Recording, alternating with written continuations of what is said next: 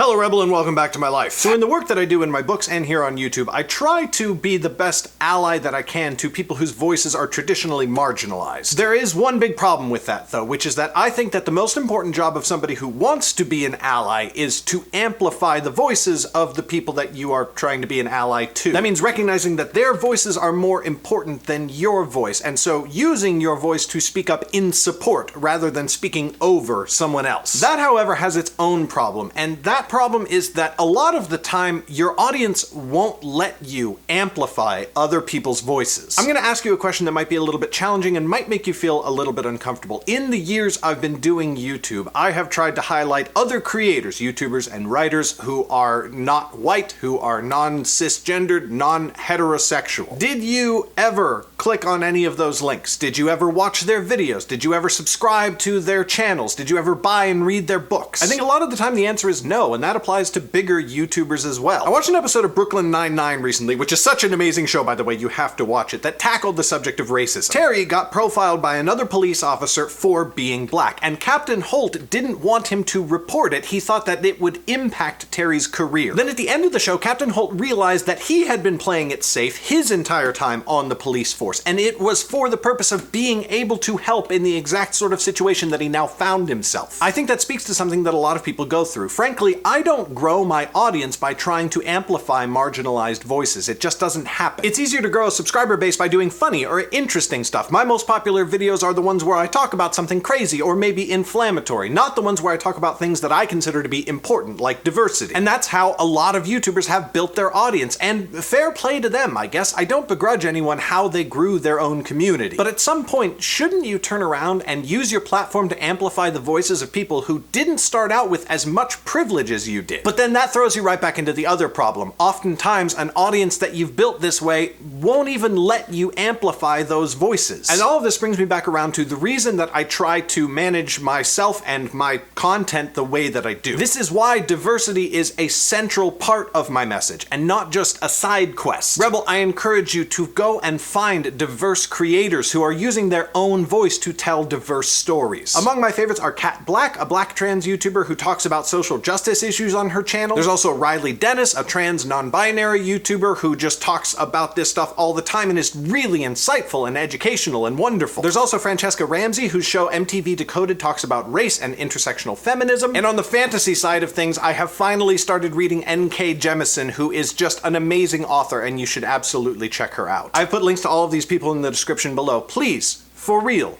go check them out. Encouraging diversity and talking about it often might be a longer road to getting attention and an audience, but I think it's important to remember that it is more effective more quickly than building an entire platform where diversity is just a side note. And that is all I've got for you today, Rebel. Check out my last video on the channel right up there, or check out my Patreon down there to see my secret weekend videos. Thank you so much for watching, and I will see you on Monday. Bye!